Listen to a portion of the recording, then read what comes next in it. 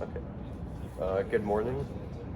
Today we are reading We Are Not From Here by Jenny Torres Sanchez, and we are going to be discussing a couple questions about the book as a group. So let's start with my questions. You guys fine with that? Yeah, I'm fine with that. Sounds good. All right. So my first question, level 2, is Olga, Chico, and Pequeña decided to leave Puerto Barrios after facing abuse from Ray. With the risk of immigrating through Mexico, do you think they would have been better off staying home? Why or why not?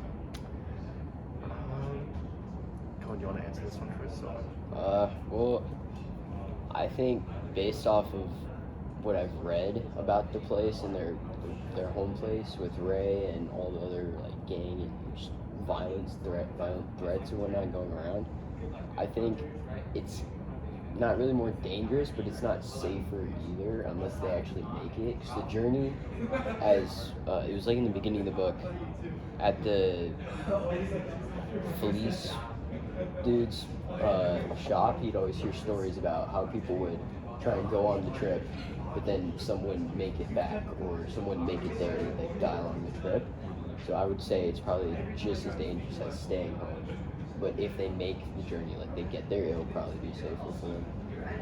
Yeah, I think I agree with you with that one. For the most part, I agree with you as well. I mentioned how I believe they were going to die anyways from Ray, because like if Pequeña didn't listen to him in the relationship, he would have killed her, and if Pulga and Chico didn't follow orders, they would have been murdered as well. And those are mentioned on page 99 and somewhere on 102. I thought it was better to die trying rather than wait inevitable death. Yeah. I agree with that as well. What was your other question? My next question is a quote. Then I see it, an army of spiders emerging from the field. I watch as they climb up the men under their pant legs, up their backs, and at their faces, into their hair, on page 222. In this scene, Pequeña was imagining the spiders. What did these spiders represent for her, and how does it relate to her mental health? I feel like that could represent like sort of like anxiety or like a fear that's like going on, because for me when I experience anxiety, it's kind of like goosebumps. It's like kind of like needles like hitting me like everywhere. Maybe she's getting that same feeling like throughout her, or maybe she's just really visualizing it through other people. That's what I think, at least. And I 100% agree with you. That's exactly what I said. I also mentioned how like it's also like part PTSD because the journey was like a traumatic experience as well. There's so many things that happen. For example, that like Chico getting run over the train, and then there's also like them like being faced by kidnappers a lot and like nearly starving to death. It's traumatic for people. It could also be from past trauma, like from their home place with Ray and all the other stuff. Because didn't Ray like rape her? Yeah, that's how the whole child situation came on. Yeah. He'd climb through her window. That's disgusting. To be honest, I was like, the audacity to do that. Yeah. Okay, I'll go on with my questions then. Okay, my first question is, why is Chico an annoying but relatable character, and how does his empathy influence like which characters we connect with and which we don't? Could you repeat your question, please? Yeah. My question is, why is Chico an annoying but relatable character, and how does his empathy influence which characters we connect with and which ones we don't? I think Chico is annoying but relatable because, well, there isn't really another way to explain it except like you can relate to him. He has like hobbies that your average typical kid would have, like maybe sports or something like that. And it's like, I don't know, he seems like the most kid type of person there. Like Olga seems like overly matured in a sense. It's like, I understand the point where he's coming from as well, where he needs to get freedom, but it's like, yeah, you know, and then I think like my answer to that question is like the author also gives us like insight about his like past and his emotions. Like in around page like 63, we see that like he has like some like family history about like stuff that he experienced in the past. He has like some trauma. Like on page 63, there's a quote that says, "It's like a freaking storm. It's like a freaking storm cloud that follows me everywhere." I feel like it shows that like how that's like, deeply affected him in his past, and how he's never really had like a support system in his like life, I guess. I just have a quick follow-up. So, I personally don't find Chico annoying rather than relatable because, like what Sean was saying, he's kind of more like in that child state. Like they're teens, Yeah. but he's also acting like a teen. Like he has the fear of jumping off the train and hurting himself, or being in that gang and like, oh no, I'm gonna die. What do I do? While Polga is like, and just stay calm, we can get through this, acting more like a mature adult rather than the teen he is. I have a quick follow-up question for you. Yeah. Question. It's like earlier in the book it mentions how his mamita died. She was murdered in the market. Do you think that played out his emotions in the future? Like, does that impact how he acts? I feel like that can like impact how he acts, because I mean, just seeing that I feel like would just really just traumatize you.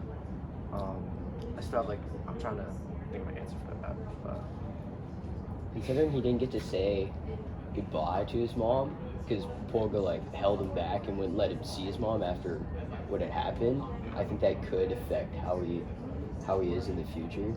Because living with the guilt of like, oh, I didn't get to say goodbye. Maybe it's some of his emotions are directed toward Polga because Polga held him back from seeing his mom. So yeah, I do think it could have affected how he acts now. yeah. My other question is, if you were in Polga, Chico's, and Bukanya's shoes, would you help others or would you keep to yourself throughout like their journey? In all honesty, I would keep to myself and only help each other. Only because, like, on page 195, it infers how there's so limited resources and like you can't afford to share. And it also mentions how like if you get emotionally attached, you're going to slow down your journey and risk dying in the desert, or Yeah. even like as inhumane as it sounds and like as selfish as it sounds, it's the only way to survive, which is what they mentioned throughout the book. I agree with you and also kind of disagree, because sometimes like maybe it can be better to help people because maybe they might help you back in a way, but also they also might stab you in the back, because what you don't completely know these people. Like I think through pages like 77 through like 89, they come across like a group of immigrants that were just stranded in the desert, and they decided to help them. They shared water with them and food and guided them to a nearby town. And I feel like, I mean, that's help that I helped them, and that made connections. But I mean, we're not gonna know them like forever if they're gonna like move on. So I feel like helping someone out, even just a little bit, like giving them direction to somewhere or giving them just a tiny bit of leftover food you may have, may be a bigger impact than you realize. yeah, I agree with you on that. Then I also kind of agree with Sean, like Yeah, helping other people could add them to your party, and then it eventually will become like dead weight and whatnot.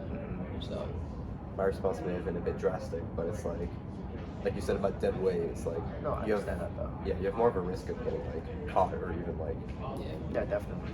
in a wrong spot in a sense. So shall we next Next. My first question is, while Polga, Chico, and Paquino were riding on the train, and I don't know how to say her name, right? Don't believe me. And all those, they talked about how all those cars pulled up alongside of the train, and everyone had to like jump off and whatnot.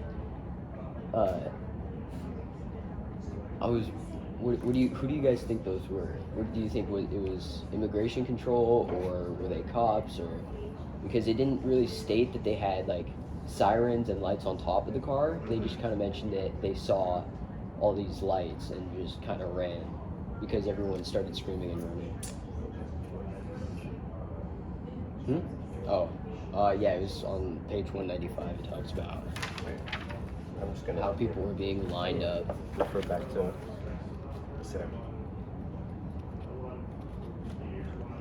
they had just jumped off the train and made it to the tall grass, and they were with the.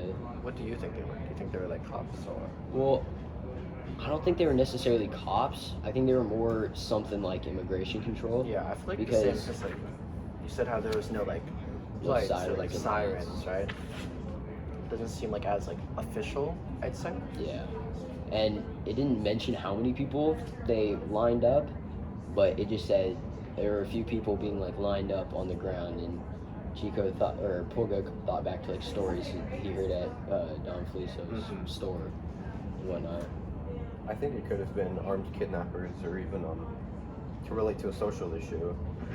It's a big step, but it could relate to xenophobia in a way. And like they did not want the immigrants to pass through their country, or like because they were robbing them and telling them like they can't kind of do this, if I remember correctly. So it's like there's a bit of connection there, I guess. I see. But yeah, I believe they were like kidnappers or nationalists or something like that. Not fully official Yeah. people. Okay. And my next question, if that's okay with you guys. Yeah, that's fine. All right. Next question is when they were getting off the train, and the boyfriend, the boyfriend that was also there with them, when he woke up the three of them to tell them, we got to get off. There's people here. Why didn't they also? I was curious, like, why didn't they also try and help other people? They were so focused on getting off. They could have been like, hey, we need to get off, or because Pulga mentions that he feels bad for some of the people who couldn't jump off themselves, and so I was thinking like, well, why didn't he try and help them jump off maybe? Because while they were jumping off, there's still like a little bit of room before the train fully stopped and they started grabbing everyone. I feel like maybe putting more time into other people, like also kind of like ties into like my question where it was like, would you help people, right?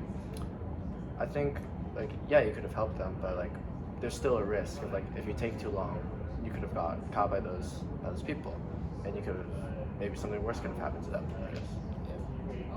Can you restate your question for me? When Pulga, Chico, and the third one, I'm gonna repeat that name again. We were getting off the train because all those people had like started driving alongside of the train. I was curious, why didn't they maybe try and help some other people jump off? Well, maybe you know how trains are like divided into like different cars and boxes and stuff. Maybe they were like the time crunch was so limited that they could only like warn the people in close proximity to them, and it's like as much as they want to help others, they just like can't. You know. Just not enough time. Yeah, something like that. I'm willing to bet like based on the way they acted later on in the book, like somewhat supporting them, but then like not like in the short term they would have cared for other people. It kind of goes back to what I was saying, like just the smallest gesture, like, hey, we need to get off, and warning other people could make a bigger impact.